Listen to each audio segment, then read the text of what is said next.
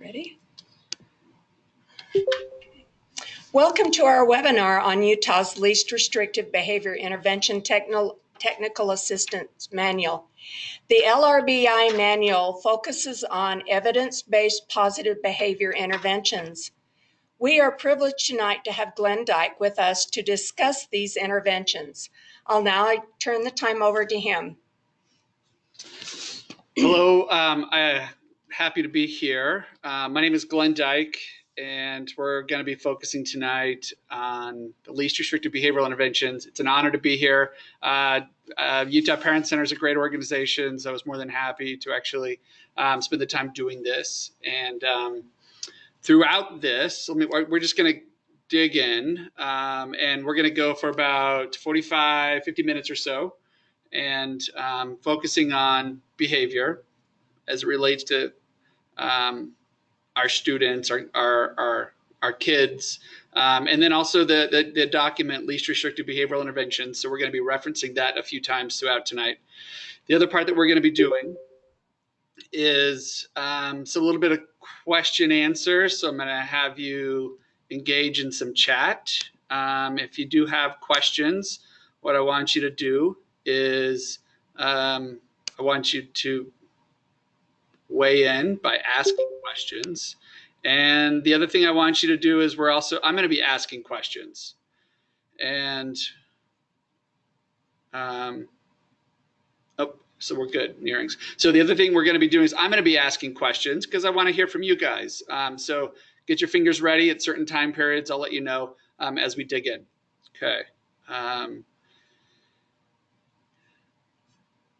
And here's the other part. This is a webinar. I'm looking at a small screen. I see my information. I also have this little chat screen that comes up. If you've asked a question and I haven't responded to your question, I may not have seen your question, so keep asking. I will, because it scrolls through, so I try to track it as best as I can. So if I miss it, stay with me. All right, so let's kind of get in. Let me first introduce myself quickly. So my name is Glenn Dyke. I am a behavior analyst. So I started teaching in 1995. I've been a classroom teacher. In an elementary setting. I've been a classroom teacher in a junior high setting, and then I've also served both as a behavior specialist and also as a supervisor at a district level. I've taught university courses, and all those things have one thing in common, and the one thing in common that it has is behavior, and it's something that I'm passionate about. It's something that you could call me a geek, a dork. That's all right. I like that, in that it's something that I'm passionate about and I'm very interested in. And so there we go. That's me. So I'm a licensed behavior analyst in the state of Utah. I'm also a board certified behavior analyst. If you're familiar with what that is, and the other part of that is I worked for the state, worked for a district for a number of years. I worked for the state for a number of years, and then 5 years ago, I started my own business. The name of the business is Blind Mule Behavioral Services. Because of the name, I have to put a little disclaimer out there, and I apologize because some people are thinking, wait, what Blind Mule Behavioral Services? We're talking about students with disabilities. We're talking about behavior. What does this mean? And I'm going to say that it's not what you think. It's something different, but it's something that's passionate for me. So when I started teaching, I had a mentor. My mentor was a very passionate man about this behavioral thing. So we had this thing in common. And quite oftentimes he would give me great advice. And one of the advice that he would always give me as it came to problem solving really difficult, challenging situations is the advice was this. He would say, don't worry about the mule going blind, just load the wagon. And for many years I was like, what does that even mean? But I think I have an idea as to what that means. And Ken was an inspiration for me. and he's a bit of a fire that burns inside me. So there's the idea that if I start a business, I would name it after him, or name it after the influence he had upon me. And so what that means really is there are some times that we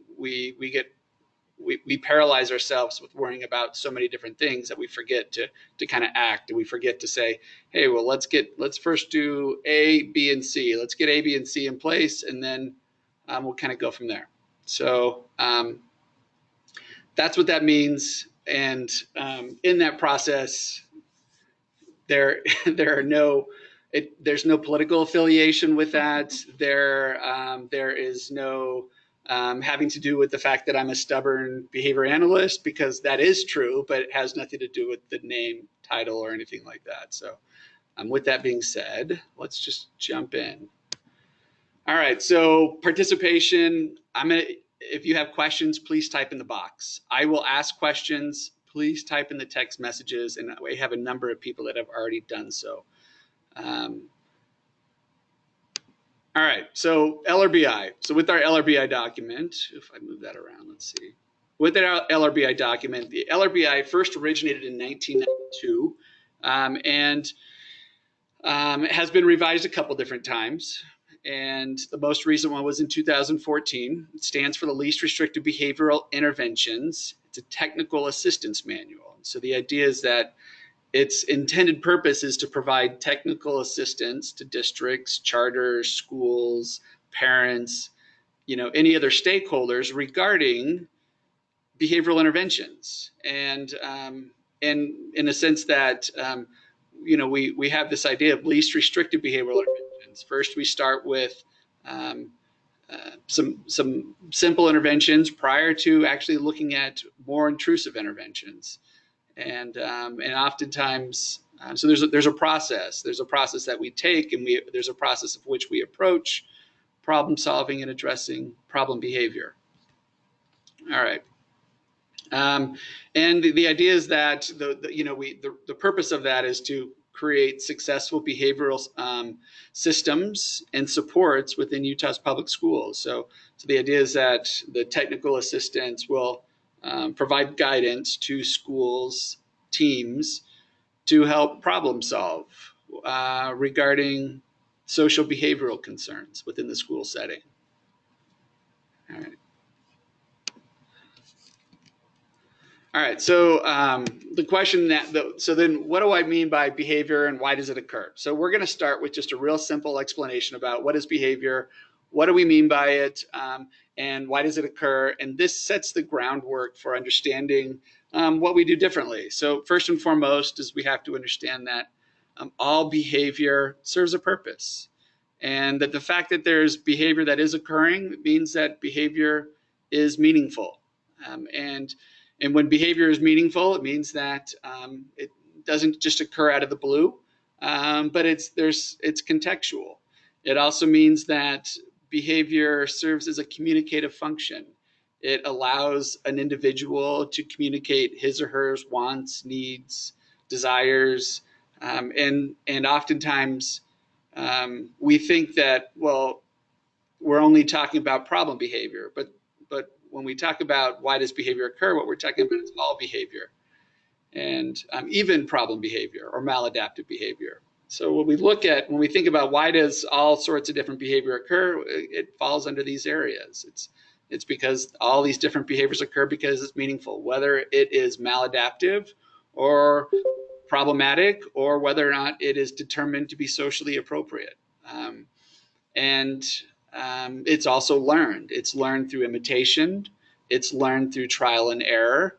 And then the idea that as the behavior does occur, it'll occur again if it worked for them or if it works for us. So if we engage in a certain pattern of behavior, or if we engage in a certain behavior and that behavior works for us, then we will use that behavior again. It becomes part of our behavior repertoire that we would use multiple times in similar settings or situations. I think most importantly for us to understand is when we start thinking about problem behavior or challenging behavior, the thing that we have to understand is that the reason why that challenging behavior is occurring is because it's being reinforced.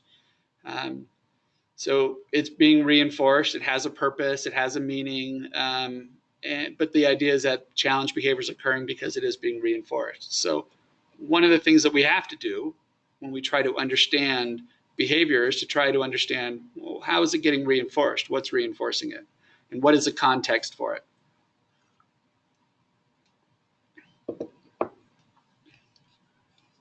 All right. All right, so we do that, and here's how we do that. We take this approach of understanding why behavior occurs by what we call the ABCs of behavior. So we think about the ABCs of behavior. It's the idea that B is the behavior that we're concerned about, or the behavior that we're interested in. And again, what we're talking about tonight is challenging behavior. And then, but it occurs contextually, in that it usually is preceded by some type of antecedent or a trigger. So our A in this ABCs of behavior, A stands for an antecedent or a trigger. So usually it doesn't just happen, but there's some type of triggering event that results in the behavior occurring. And we'll go through some examples of that in a bit. And then the C, when we talk about the C, what we're talking about is the event or that maintains the behavior. So it's the consequence. C actually stands for consequence in the ABCs. And most of us, when we think about consequences, we think about like negative consequences or punitive consequences or punishment. From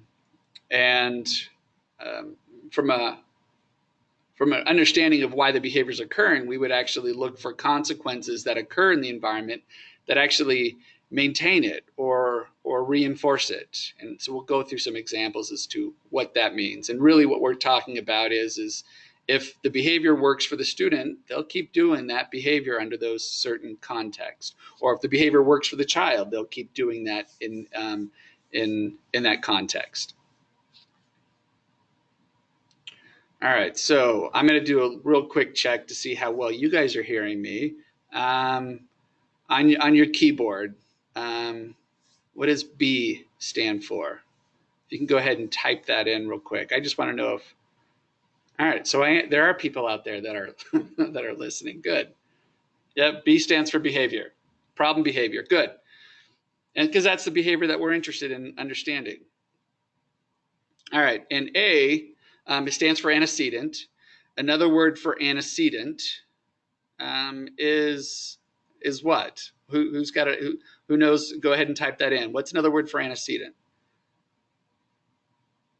Trigger. Nice, good. Another word for antecedent is trigger, and the idea is that that behavior just does not occur, but there are events that happen that that serve as a trigger for that behavior. There's lots of different examples. I'm going to have you share some examples in a bit. All right, and the C is a consequence, and what we're not talking about is like punitive types of consequences, but we're talking about consequences that maintain the behavior. Now, having said that, we may think that we're doing some type of, like if you're a parent or if you're a niece or if you're a teacher or an educator, the idea is that a problem behavior occurs, and then we may intend to have some type of punitive effect on the behavior. But if the behavior continues to occur, we would say, well, that wasn't punitive. It was actually what we call reinforcing. And we'll go through some examples of that in a bit. All right. All right. So to understand, we start with behavior. And when we apply the ABCs are a little bit challenging at times, but the idea is that the first thing that becomes very apparent to us is that we actually see a behavior occur. So I have some examples of different behaviors on here. I have physical aggression, slapping, self-injurious behavior, running. What are some other behaviors that we may want to think about? What are some other things that you may want to think about that we may be interested in? What are other problem behaviors that you may be familiar with or experience? Go ahead and type them in. Good. Yelling, shutting down. Good. Crying, screaming. We got meltdowns. We got swearing, throwing objects, pushing. Absolutely. So all those different behaviors, isolating, leaving, so like elopement, so somebody's leaving, isolating, meaning that maybe they're isolating themselves, okay, refusal to do certain things. Good. All right, now, the reason why those behaviors occur, that's what we'd say, is that those behaviors are occurring is because they're being reinforced. There's meaning for them. They're intentional. That they're a form of communication, or they're contextual, and that they serve a purpose. So our challenge is to say is, how are they getting reinforced? What's reinforcing it? That's what we have to do. And so we apply the ABCs. And the first thing that we do when we apply the ABCs, when we analyze the behavior, is we look at the behavior, which is what we just did, where these are the behaviors that we would identify what the behavior is. All right, the second thing we would do in this process is we would actually say, okay, the second thing would be is we would say, what happened prior to? So if that was the problem behavior, what we have to do is in a sense, we have to mentally rewind the tape a little bit. And we have to say, what was going on prior to that behavior? What happened right before that behavior occurred? And the reason for us rewinding the tape a little bit in our minds is that we want to be able to identify what was the trigger for that. What was the antecedent or the trigger? What led up to that behavior? What was going on just right before? So we're gonna go to the next slide. And as we go to the next slide, I want you to be thinking about, all right, what are some different things that trigger behavior? And you could think about yourself. Because, by the way, all these things that we're talking about, all these principles that we're talking about, don't just apply to our children, don't just apply to our spouse, don't just apply to our siblings. They also apply to us, our colleagues. They apply to us. And so the idea is that we engage in behavior under the same fashion. There's some type of trigger event that causes some type of behavior, whether that behavior is appropriate or not, but it occurs, and then it gets reinforced. So I want you to think about what may trigger a certain type of behavior. And what I want you to do is in the chat box, what are the different types of antecedents or triggers that may cause or trigger a behavior? So Kendra says adult request, a difficult task, confused, somebody's embarrassed, absolutely.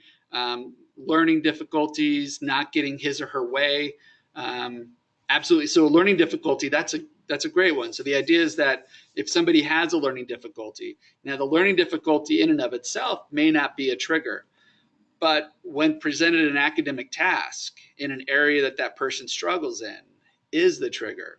And so it's really interesting that somebody said learning difficulties, what we call learning disabilities or a struggle learning is kind of like what we call either a setting event, which kind of puts us on edge a little bit, or what we call an establishing operation.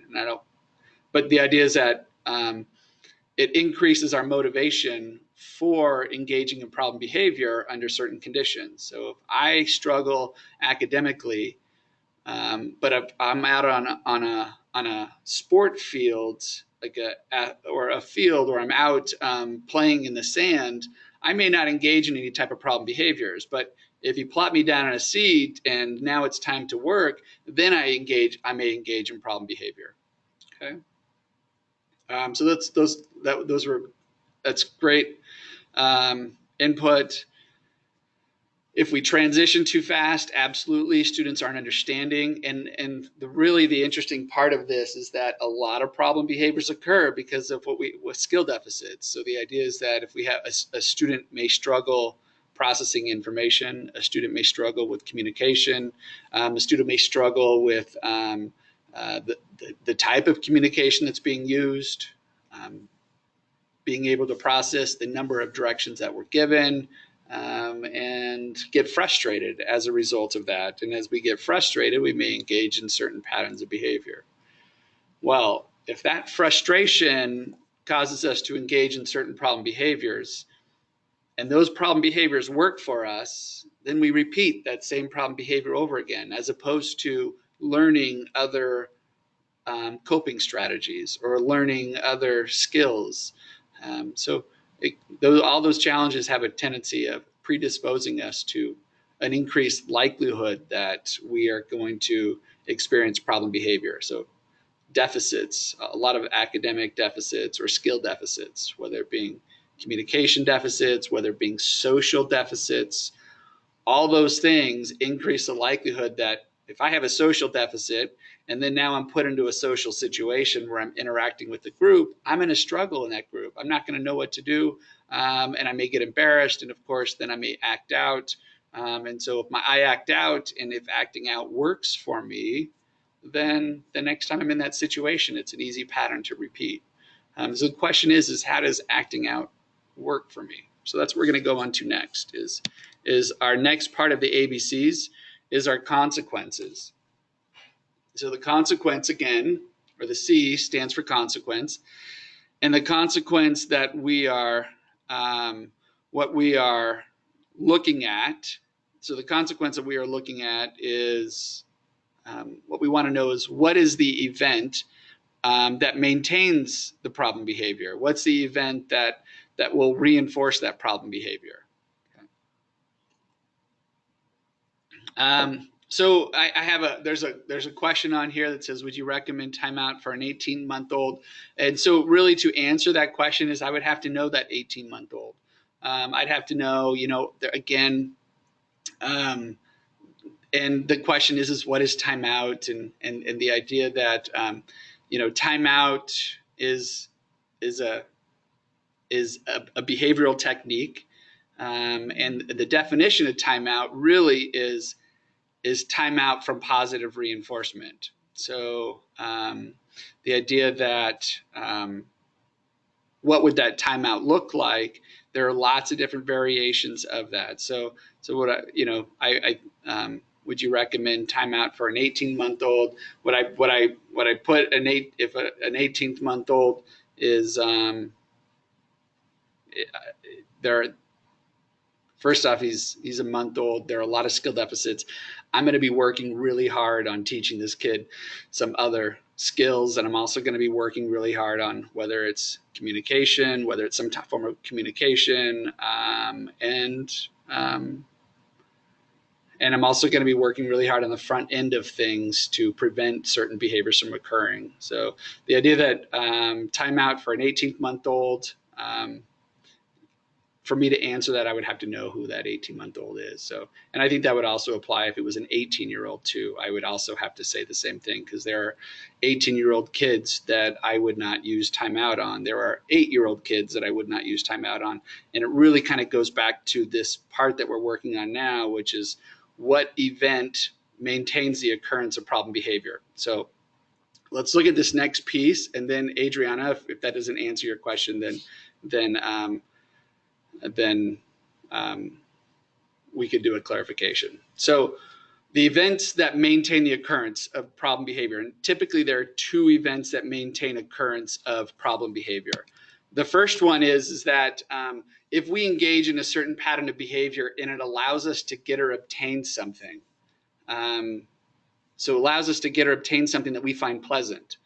So the idea is that if I hit and I get something that I find pleasant, the next time I'm in the sandbox and I have a friend with me and they have a toy, and I want that toy, and I hit and I get that toy, then I may repeat that same pattern of behavior, as opposed to using my words, as opposed to I may just hit. And so the idea is that if I get something by engaging in a certain pattern of behavior, that's going to reinforce it. That will reinforce problem behavior. That's also known as positive reinforcement. And I know that, so the idea is that we've heard of this term positive reinforcement, and we've also heard the term negative reinforcement.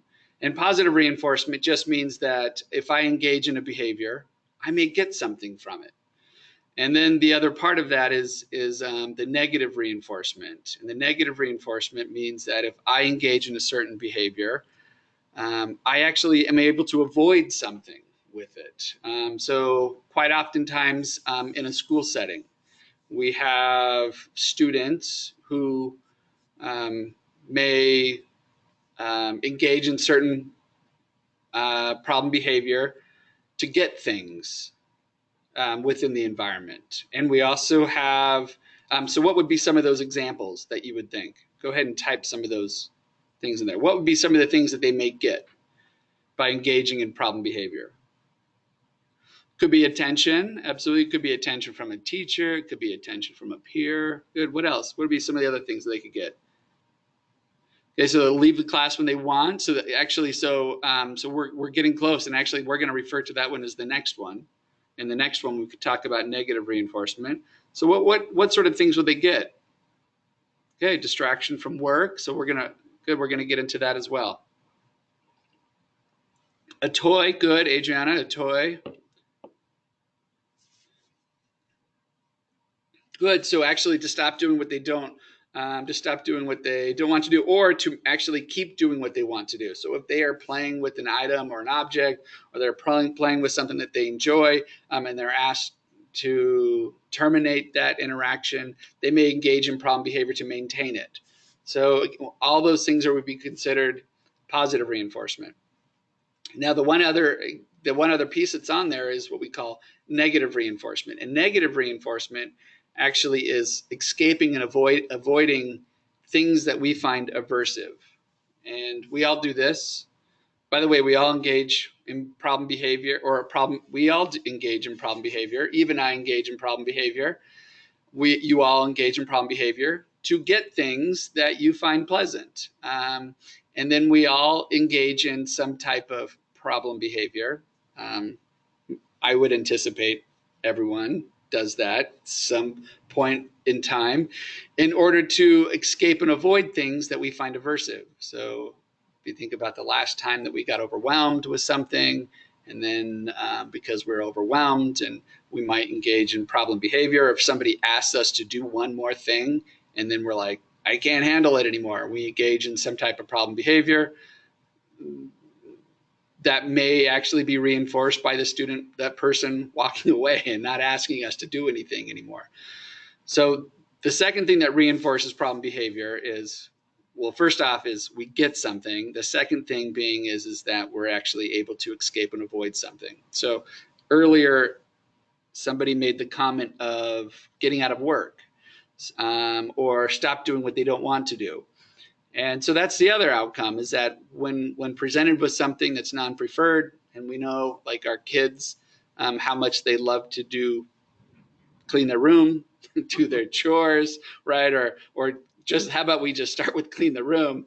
We know how much they do not like doing that, and so oftentimes when we ask them to clean their room, they may engage in certain patterns of behavior. And those behaviors occur because it allows them to avoid having to clean their room. Sometimes they don't say anything. Sometimes they ignore us. And then we get even madder, right? And then sometimes it throws in a big fit. And then as that big fit is happening, then we're like, okay, I'm done, because we don't like the fit. We don't like the tantrum. And because we don't like the tantrum, then sometimes what we do is we like, all right, I'm going to timeout. And we ourselves go to timeout, which allows that behavior kind of to be reinforced, because then now that the screaming's not happening, and then also the student isn't, or our child isn't cleaning his room either. And so what happens next time is time to clean the room, and that pattern of behavior may repeat itself because before it worked to get out of it. And so we see those same patterns of behavior repeat themselves over and over and over again. And the same thing happens in the school setting. And the same thing happens maybe in the church setting. And the same thing happens in the community setting. In the community setting, what we see quite a bit is grocery stores are notorious for putting preferred items at eye level in grocery stores. And so as you're checking out, you have all these great little preferred items, these little candies and things like that. And that just serves as an antecedent for some type of behavior. to get those items. So that's kind of how this works. And I think what's hard to understand is that when we have a lot of problems with those behaviors occurring, it's hard to assess why it may be occurring, what the actual antecedent is, and then what the consequence is that actually may be reinforcing it. So if it is an escape type of situation, so it's like, an escape type of situation, there's some type of an aversive thing present and they're escaping it and things like that. The idea would be they're avoiding something, maybe avoiding something. And so if we have a lot of students who in a classroom setting is given an academic assignment, and that academic assignment may be something they struggle with, or it could be something that's really easy and a bored. They actually may engage in other problem behavior to escape that boredom or to escape the academic task. So that happens in a variety of different settings. And having said that, we also have students who or many people engage in a variety of different pattern behaviors under a variety of different settings and context. So sometimes we get overwhelmed in that process and we forget, all right, let's just focus on one. Let's just take the approach with one. Let's figure out what's going on with this one. Let's put a plan in place and address it that way. When there are so many problem behaviors that may be occurring. All right, so that's so when we get through that process. So A stands for antecedent, B is behavior, C is consequence, and the premise is that behavior is occurring because why? Why behavior occurs? Because it is getting what? Go ahead and type in. Let's see where you are with that. It's getting reinforced. Absolutely. Behavior is occurring because it is getting reinforced. And there are two things that are going to reinforce it. Nicely done, Mary. Yes, absolutely. I love the reinforcement that's occurring also in the chat box. The behavior occurs also because, it's getting reinforced, but there are two things that reinforce it. They get something or avoid something. Nicely done, Kate Earrings. So they get something or avoid something. So if they engage in a behavior and they get something pleasant, they'll do that same thing again. If they engage in a behavior and allows them to avoid something aversive, they engage in that same behavior again the next time it occurs. So that we avoid something. Good. All right, so that's kind of like the basics of behavior. Those are kind of our basics of behavior. The question is, let's do a couple of tests. So here's a couple of tests, and we'll see how we do. And you guys tell me A, B, or C, but don't do it yet. All right, so we have a student. She has a partner, a lab partner, and lab partner has body odor. And Suzanne asked to work alone at her desk during class. So our student Suzanne, or our kid Suzanne, asked to work alone at her desk during class. That's the behavior. The antecedent is with her lab partner, because her lab partner has a body odor. So the question is what's her motivation, A, B, or C? And we already have people weighing in on C. And C is the correct answer, avoid. Okay, here's another one.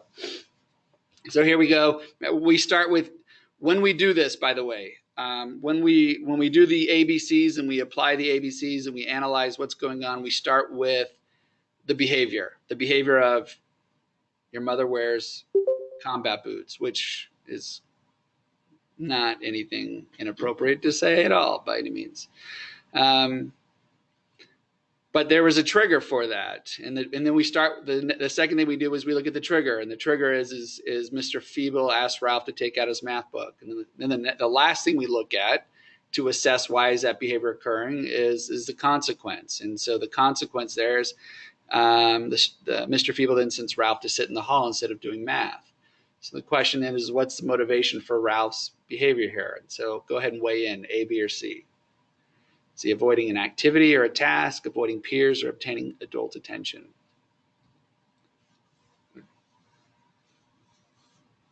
Okay. So what we have here is and so the answer is A. And so Mary also says the answer could be C, and it could be C.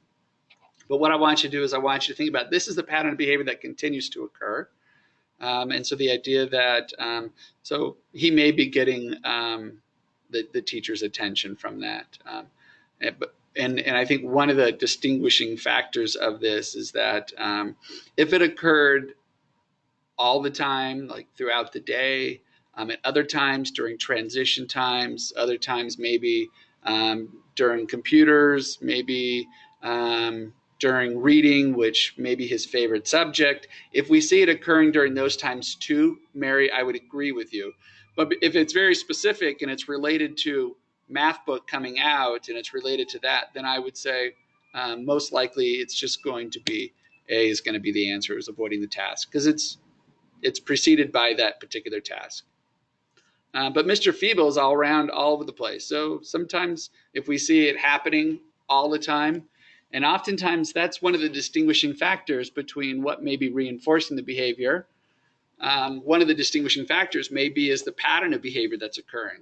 If you see the behavior occur all over the place at all sorts of different times, it may be that it's more along the lines of positive reinforcement, which could be getting attention, as opposed to negative reinforcement, which does require an aversive task or something aversive being presented in order for the behavior to occur. I'm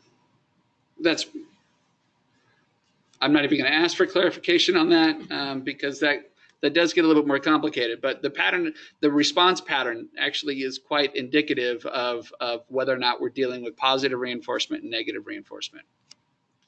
Maybe I can explain it better. Positive reinforcement is typically driven by satiation and deprivation. What I mean by that is when you engage in behavior to get things you find pleasant. Well, if you have a whole bunch of pleasant things already, you're not as motivated to engage in behavior to get those same pleasant things. But if you are actually deprived of something that you find pleasant, it actually drives up motivation to engage in problem behavior. And sometimes we do this on accident. Sometimes in a classroom setting, we say, hey, we got these two kids. They like each other's attention. I'm going to separate them. Sometimes that backfires a little bit because it also creates deprivation. And when we create deprivation for attention, it means that there's a need to act out more for it, or there's a driving, an increased need to actually engage in behavior to get attention. And so with our positive reinforcement, sometimes we ride this satiation and deprivation wave that kind of occurs throughout. And it's funny as I say this wave, as you can't see this, but I'm moving my hands in a wave-like fashion. Whereas negative reinforcement is precipitated by the presence of something aversive. The something aversive, or the anticipation of something aversive, has to be present before the behavior occurs. And we can usually pinpoint it to a particular thing. So for example, like anxiety disorders are typically manifested by this negative reinforcement cycle. And the idea is that if you get bit by a dog, right, you have that negative experience. And then when you see a dog or when you hear a dog, it's that stimuli that actually triggers some type of behavioral response to escape and avoid. Now, if you always walk by a house and they have that dog, and as you are on a walk and you are anticipating that dog being at that house on a walk, you actually go a different way. It changes your behavior because you anticipate it happening. And so for negative reinforcement to occur, usually it requires the presence or the anticipation of an aversive stimuli being present in order for it to be considered negative reinforcement. And that is probably way too much information. That's probably more information that you wanted to know about positive and negative reinforcement. All right, so here's our last one. Sally sits next to Simon. Simon sticks his pencil up his nose and makes animal noises. Only when Sally sits beside him, Sally giggles. So the idea is that Simon is putting his pencils up his nose. He could be doing that to get something out of his nose. That could be. But repeatedly, we also see Sally is present and Sally giggles. So what do you think is going on here? A, B, or C? B. Nicely done. You guys got this. All right.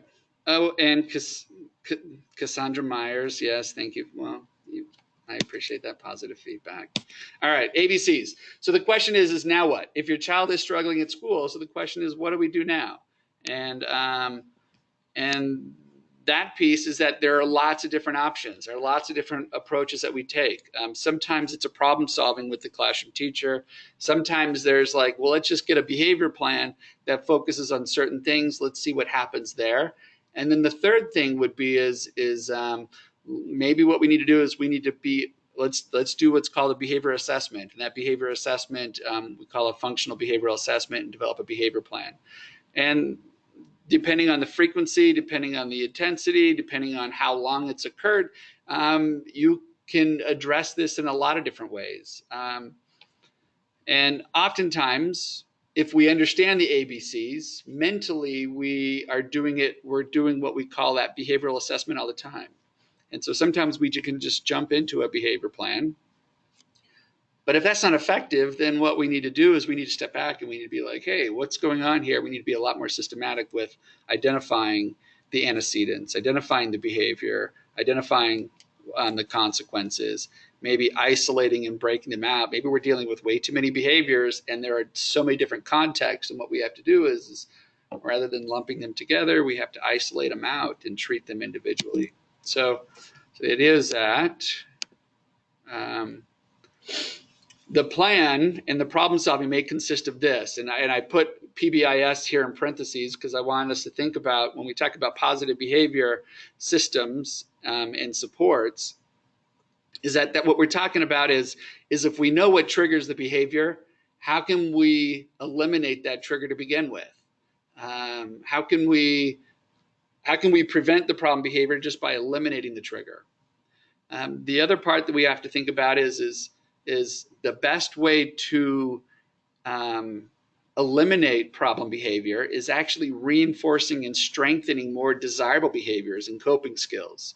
So if we could strengthen more desirable behaviors and coping skills, then there's not a reason for those problem behaviors to occur in the first place. Having said that, what it also means on the fourth bullet there is that we have to minimize the reinforcement for the problem behavior, because if the problem behavior is getting reinforced, then we have to say, how do we minimize the reinforcement so it's not as effective or it's not as efficient? And to do that, what we have to do is we have to assess why the behavior is occurring.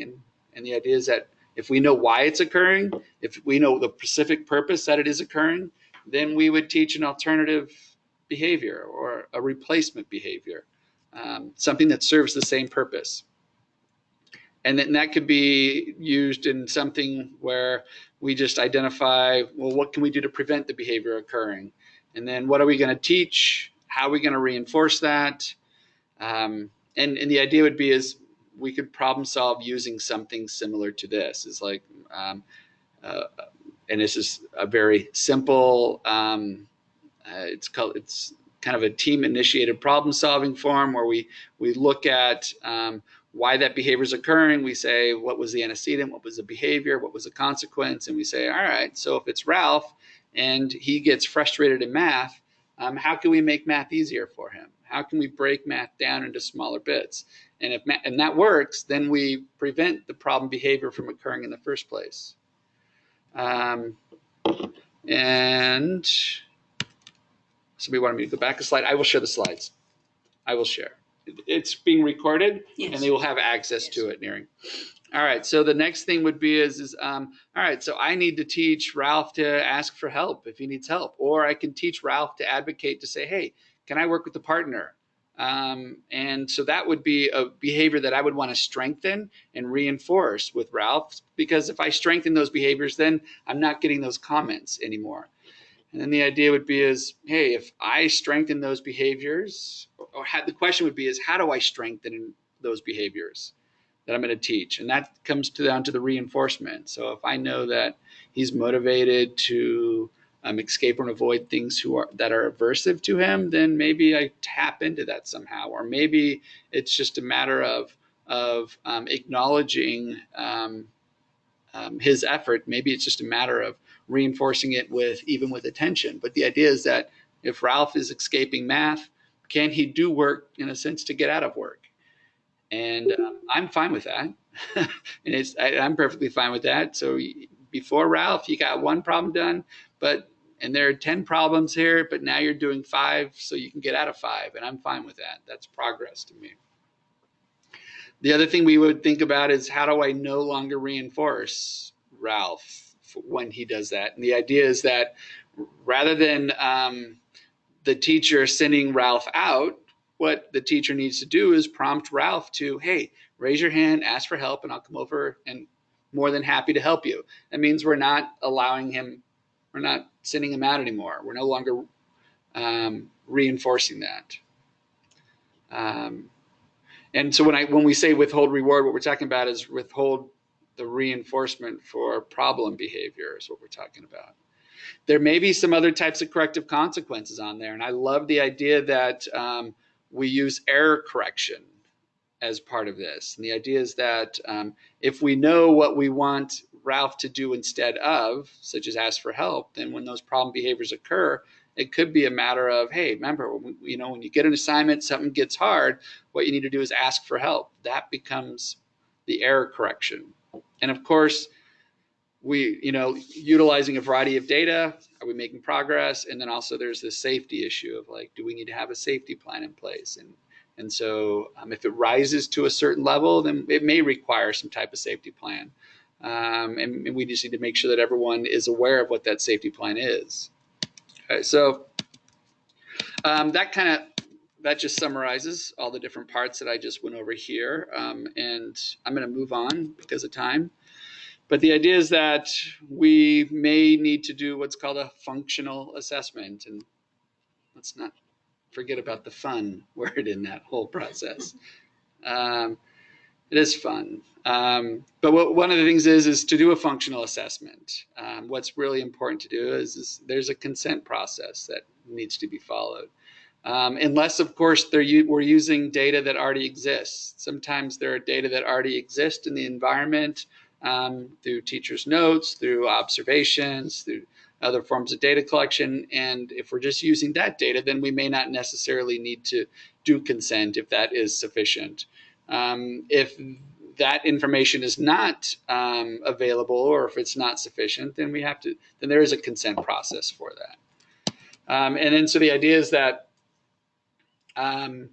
there's not really a functional assessment form. There is a form, and the form communicates the results of the assessment to many people. But it's really the process. And what we're talking about is going through that ABC process, describing problem behavior, identifying triggers, and identifying consequences that may maintain and reinforce problem behavior.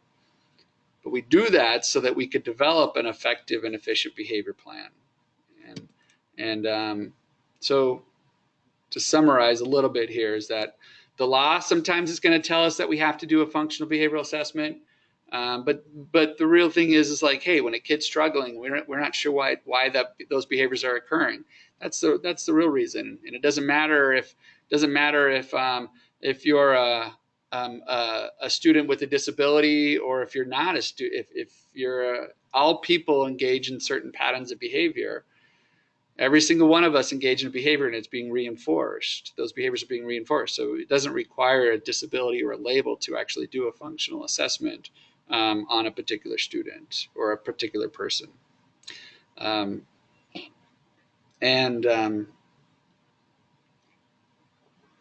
the premise there is we want to know why that behavior is occurring so we could do things different. If we know why it's occurring, then we can do things differently. All right, so comment here. It says teachers don't have time to take time like that, so they send him out of the class.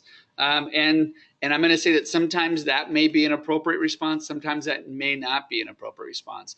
If the behavior continues to occur, I would say that, well, it's getting reinforced. And so we need to look at that. And that may be what's happening. Okay. So it's difficult to say that certain interventions would be appropriate. You really have to know why that behavior is occurring in order to say if that would be an appropriate intervention to begin with. So I'm going to go ahead and skip that piece too, because we got like 5 minutes left and I want to leave some time for questions if we have any. So what we have here is when we do a functional assessment, there are all sorts of ways of doing a functional assessment, from gathering information that already exists, indirect information, to actually directly observing the student and recording those ABCs, to another way, which we call what's referred to as a functional analysis, where we actually think we may know why it occurs, and we're going to go through certain procedures to we call it environmental manipulation, where we're going to manipulate certain antecedents to see if the behavior occurs under certain antecedents. And then if it does occur, we may reinforce it in a certain way to see if we could recreate that. And if that works, then we would say, then I think we have a pretty good understanding of why the behavior is occurring. All right, so certain behaviors. All right, so and these are all sorts of different forms that we might use in this process, or data collection forms that may be used. And the idea is that we would come up with a hypothesis. And the hypothesis is, so a couple questions. Is this what you mean by, will we be discussing ideas for specific behavior interventions? Not necessarily specific behavior interventions, but the idea is that, speaking more broadly, Kendra, the idea broadly is that we need to have behaviors in place or interventions in place that prevent behaviors from occurring. And we also need to have interventions in place. And to do that, we would have to know what the triggers are. And then also we would want to increase the likelihood of alternative behaviors occurring. So we could put, such as it could be a prompt on the desk, things along those lines. We also want to put teaching interventions in place, meaning that we want to teach kids certain skills. We want to strengthen those skills. So we got to teach kids certain skills, certain desirable skills, and also certain replacement skills or alternative skills.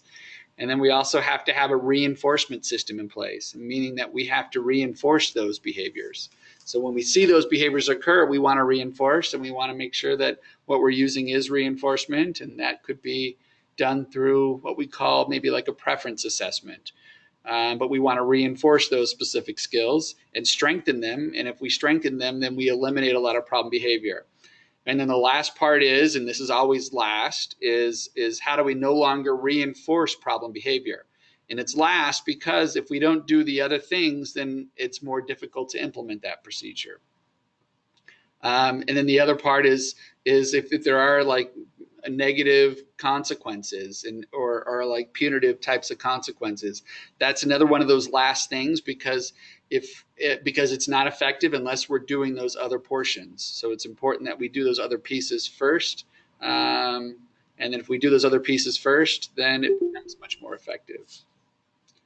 All right, so here's an example.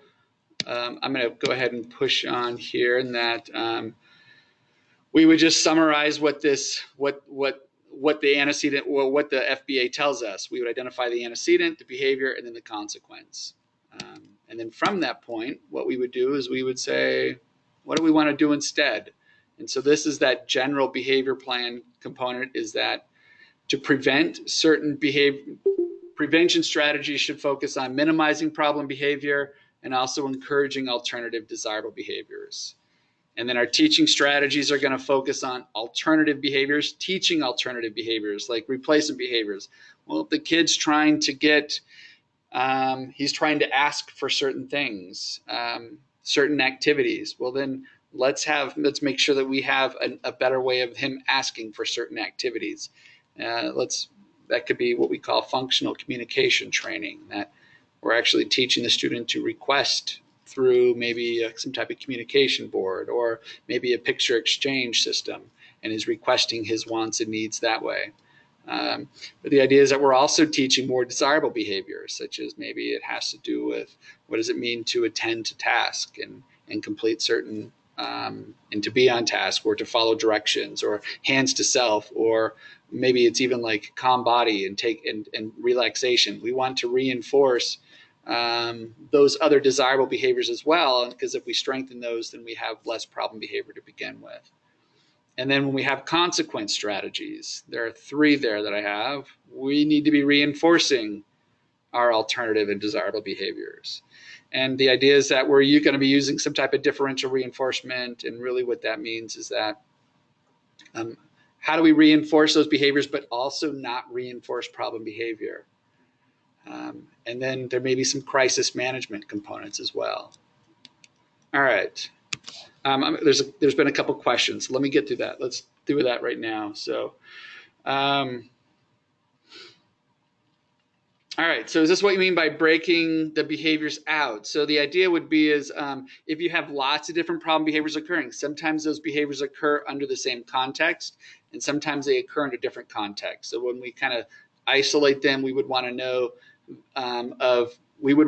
what behaviors occur together under the same context, and we would have a plan for that. And if we have a completely different set of behaviors, or it could also be similar behaviors but under a different context, we may have a different plan for that as well. So for example, you could have a student who engages in the same behavior but for different reasons, and so we just need to make sure we address both. So that's what we mean by breaking those behaviors out, isolating them so that we're not just so we're being more specific and addressing the context for those behaviors. All right, so Mary, is behavior assessment required in order to change placement? So I think it's one of those depends questions. I think one of the things that if you are looking at changing if the IEP team is considering changing a placement, making an IEP change of placement decision because of behavior, they should be looking at why that behavior is occurring. Those are, that before looking at, there needs to be a behavior plan in place. The team needs to look, if there's not a functional behavioral assessment, they should be looking at a functional behavioral assessment if that's what they're looking at. If sometimes it's not behaviors though that are the result of the change in placement, sometimes it's the curriculum level modification. Those are other reasons for which we may be looking at change. Schools or IEP teams may be looking at change of placements. All right, it's been difficult for me to find triggers for my son's problem behavior. We have tried a variety of consequences. Nothing seems to work. That's why I'm interested in ways to find out what the triggers are, especially if there are multiple triggers involved. All right, so yeah, and so I think it really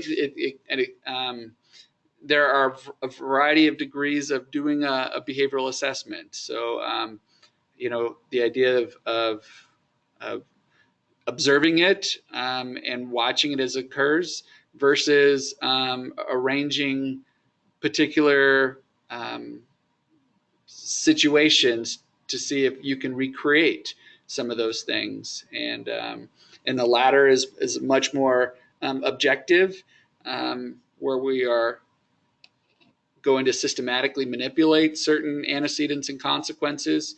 And that's much more objective than just observing when there are so many different types of patterns and behaviors that are occurring.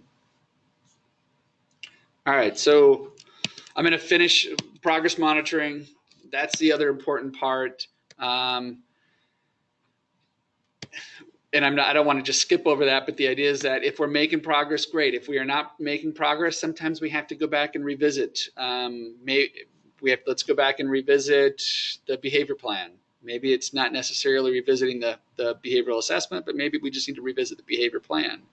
And sometimes it's difficult to find a contextual fit for the behavior plan, the kid within a particular setting.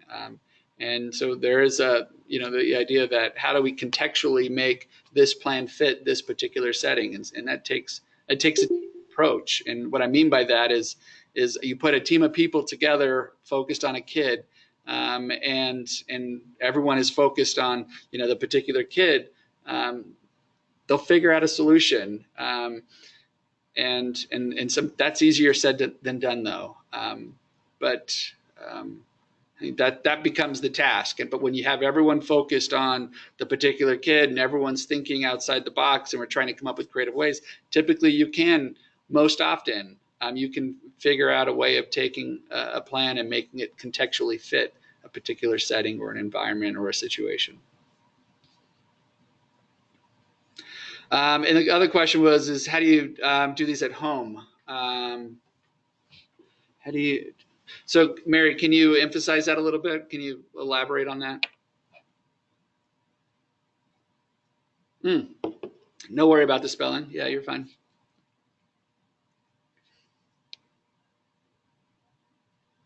All right. So as Mary's kind of retyping there, any other questions along those lines that? And I know this was a lot of information. You guys are great. I appreciate your participation and your weighing in.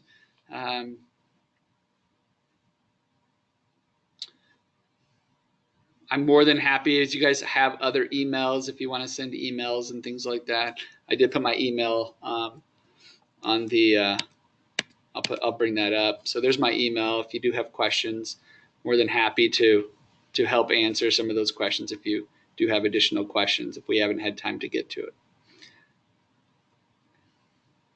Okay, so daughter is continually requesting assistance or attention when at home and at school. So, Mary, what I'm assuming here is that like she's gotten good about she's gotten really good about what sort of efficient behaviors she can engage in order to get your attention. And so I think the one piece being is we have to teach her a response, and I think the idea is that when we teach her a response, not when we think, I think the idea is that when we teach her that response, we have to also reinforce that response and make it very predictable.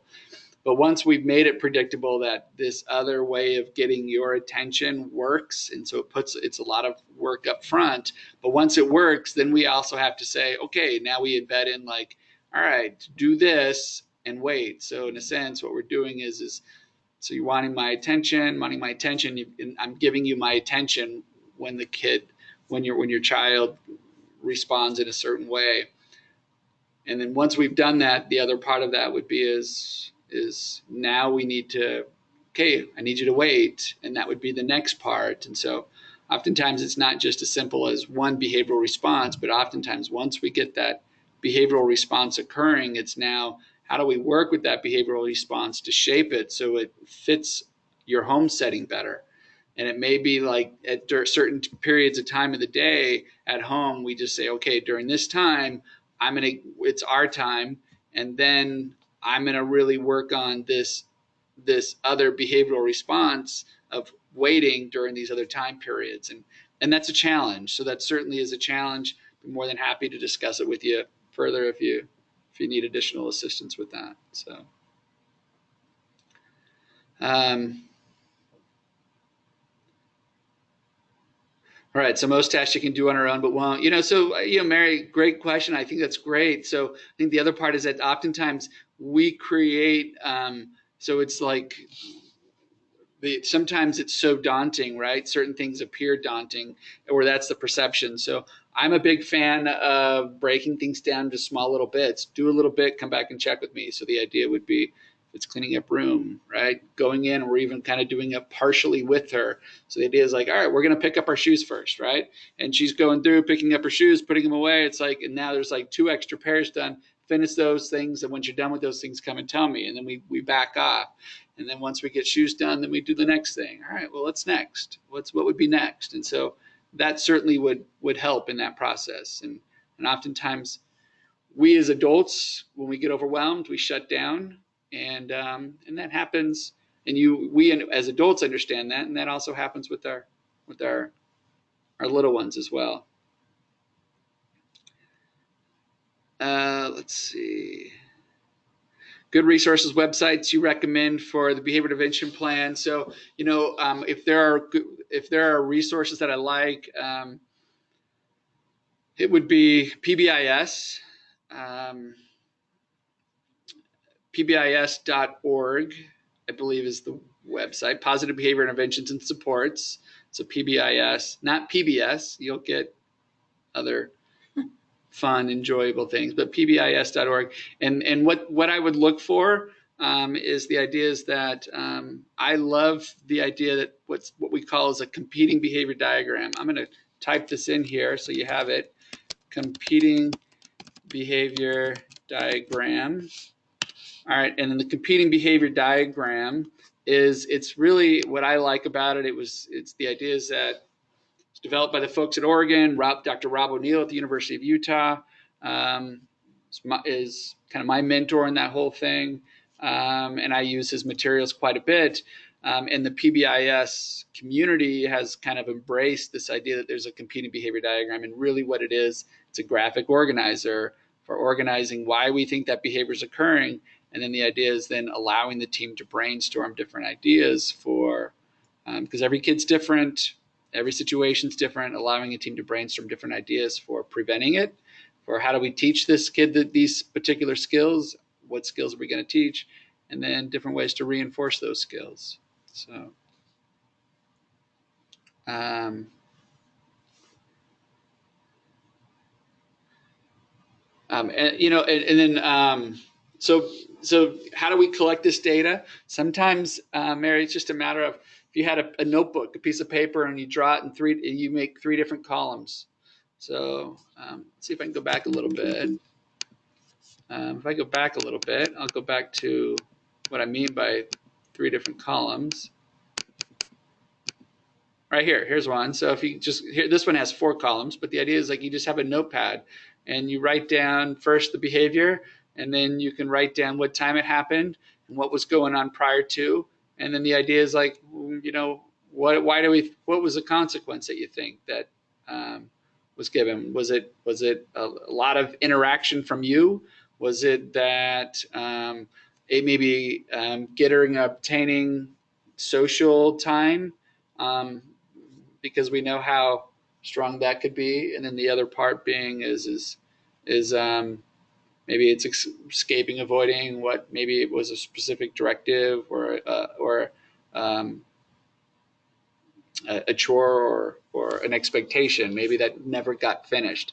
But if you just had a notebook at home and you can just draw 3 lines down it and you put the A, B, and C on it, and then just start recording those things, and that would give you a lot of that information on that.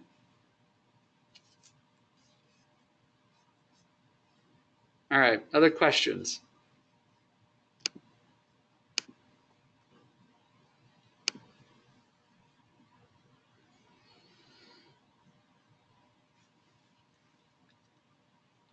Again, you have my email there. If you do have additional questions, feel free to send me an email. More than happy to assist, or at least direct you in the right point you in the right direction.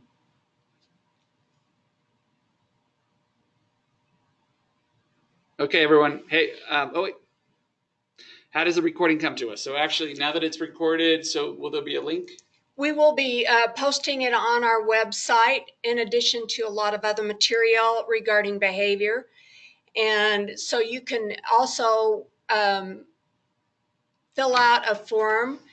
A questionnaire will be emailed to you about the webinar as well. If you would answer that, we'd appreciate it. Please continue to watch our calendar because we are going to have another behavior-based webinar in October. And you should see notices out as we post this information on our email notices. And thank you for joining us. And thank you, Glenn. You bet. Thank you, everyone.